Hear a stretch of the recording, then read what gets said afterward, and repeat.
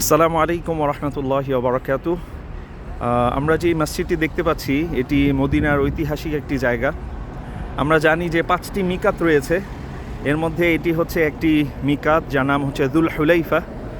Medina এবং তার অধিবাসীদের মিকাত। এই পথ দিয়ে যারা আল্লাহর ঘর জিয়ারত করতে যাবে ওমরার উদ্দেশ্যে অথবা হজের উদ্দেশ্যে, তারা এই মিকাত অতিক্রম করার আগেই তাদেরকে ওমরা নিয়ত করতে হবে।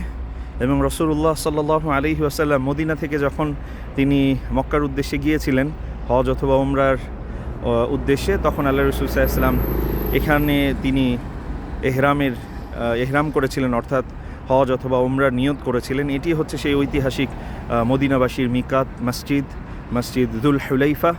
আজকে প্রথম রমাদান উপলক্ষে অসংখ্য হাজি সাহেবগণ আল্লাহর ঘর জিয়ারতের উদ্দেশ্যে তারা রওনা হচ্ছেন। আলহামদুলিল্লাহ, এটি এক অপূর্ব এক দৃশ্য।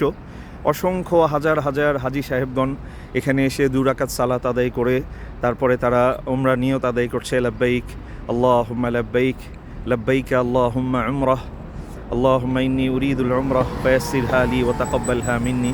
আমরা দেখতে পাচ্ছি পার্কিং একদম পুরোটা ভরে আছে। অসংখ্য মানুষ ওমরার উদ্দেশ্যে রওনা দিচ্ছে, যদিও আজকে প্রথম রমাদান।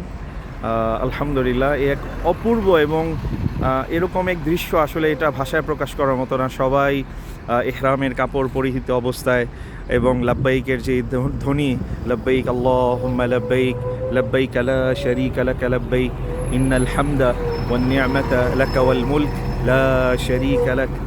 আমরা যে বাসগুলো দেখতে পাচ্ছি এগুলো এখানে এখন ওয়েট করবে এবং হাজি সাহেবরা এখানে 2 রাকাত সালাত আদায় করে তারা ওমরা নিয়ত করে এখান থেকে মক্কার উদ্দেশ্যে রওনা করবে। আলহামদুলিল্লাহ, আল্লাহ রাব্বুল আলামিন আমাদের সবাইকে মক্কা মদিনা জিয়ারতে তৌফিক দান করুক এবং মদিনা থেকে মক্কায় যাওয়ার পথে এই মিকাত মসজিদে এসে নিয়ত করে তারপরে আমাদেরকে যাওয়ার তৌফিক দান করুক। আসসালামু আলাইকুম ওয়া রাহমাতুল্লাহি ওয়া বারাকাতুহু।